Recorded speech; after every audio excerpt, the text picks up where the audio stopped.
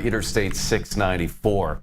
So the Minnesota Department of Transportation wants to figure out the best way to redo about a 9-mile stretch of Interstate 694, one of the most heavily traveled, most congested interstates in the metro area.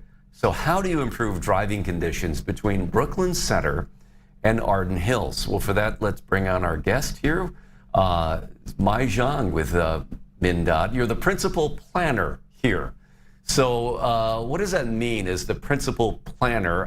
It sounds like a pretty big job looking at the whole scope of what do we do about this chunk of interstate?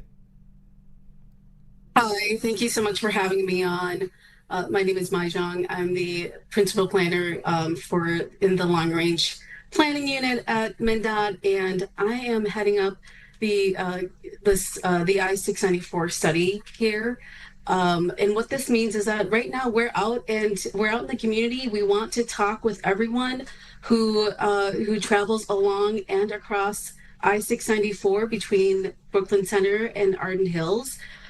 This is one of the most heavily trafficked corridors in the metro area, and we want to hear from you. So, we've got people who drive along it, people who are trying to cross it, whether they're walking or biking. We've got a survey that is open right now on the I-694 study website, and we want to hear from you about just ideas about how to improve the roadway. We're taking this time to hear from everyone using I-694. Yeah, so one of the most heavily traveled, most congested, also several locations with higher than average crash rates. Have you identified any particular reasons behind those conditions beyond just the fact that it's very heavily used? Are there other factors that lead into the congestion and the higher than average crash rates? Yeah, we have those numbers. Again, we're taking the time right now to hear from all users, people who live, work, or travel or own a business along the corridor, just to make sure that we're hearing from everyone and getting input for any safety improvements that will be coming to the corridor in the short term and in the long term. So how long does that input, how long is this in this sort of getting the public input and then the planning stages before anything is done? What period of time are you looking at? I think as everyone knows, there's a lot that happens in transportation, as we just saw in the previous story. A lot of different kinds of experiences.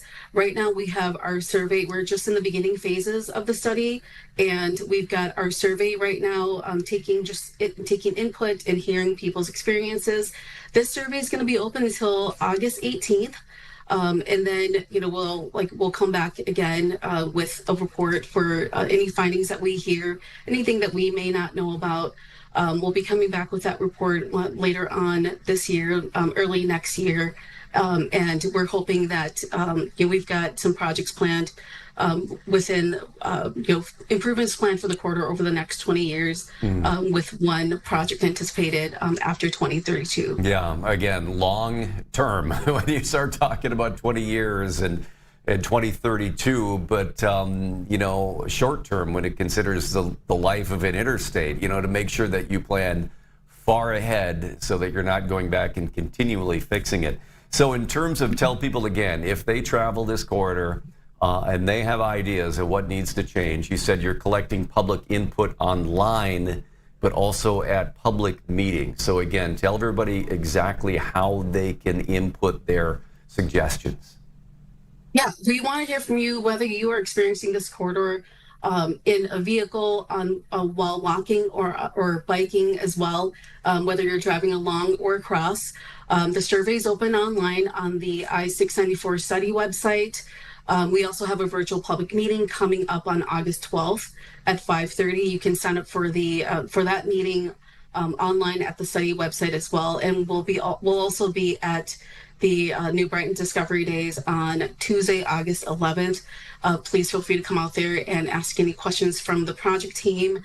Again, I think as I stated, transportation, plans or transportation projects take a while, and we really want to make sure we hear from everyone. So now is the time to share your experience, share any ideas or thoughts that you have, just so we're taking all of that into consideration. Yeah, absolutely. When you're doing road work of such major impact and major investment too, you want to make sure you get it right when you Yes. can. So even then, you still see, like on 494, continually coming back to make further changes as the traffic patterns dictate. Mai Xiong with MnDOT, thank you so much for taking time to join us. Thank you for having me. All right, best of luck getting the input here and trying to figure out how to fix one of the most heavily traveled and congested stretches of interstate in the Twin Cities.